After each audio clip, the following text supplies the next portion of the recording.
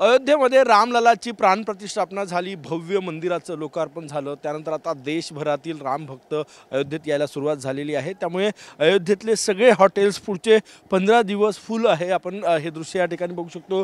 गल्लीबोळातलं एकही हॉटेल जे आहे ते सध्या सुटलेलं नाही, कारण की देशभरातील रामभक्त ज्या क्षणाची आतुरतेने वाट पाहत होते ते मंदिर झालेलं आहे, लोकार्पण झालेलं आहे। त्यामुळे आता रामदर्शनासाठी अयोध्येत येऊन राहावं असं प्रत्येकाची इच्छा आहे आणि त्यामुळेच अयोध्येतले हॉटेल जे आहे ते त्यांना चांगले दिवस आलेले आहे असं म्हणता येईल आपल्याला। या ठिकाणचे हे दृश्य हे बघा, या ठिकाणचे हे दृश्य हॉटेल जे आहे ते या ठिकाणी फुल झालेले आहेत, हॉटेलला चांगले दिवस आलेले आहे। हे बघा, अपन होटल चालकांशी बोलूया।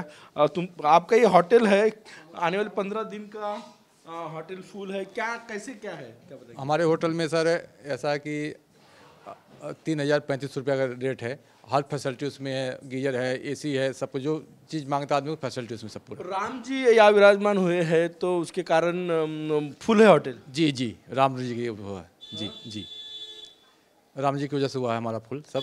उनके आने से यहाँ पे जितनी बेरोजगार से अब रोजगार पा गए हैं।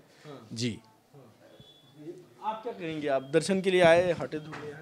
मैं दर्शन के लिए आया हूँ, कल रात को आया था 3 बजे।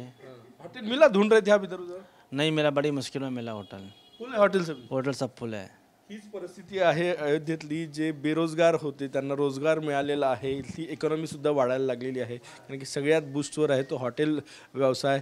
इथले पुढच्या 15 दिवसाचे हॉटेल जे आहे ते फुल आहे। कॅमेरामॅन सचिन साहेबांसह गजानन नुमाटे, TV9 मराठी, अयोध्या।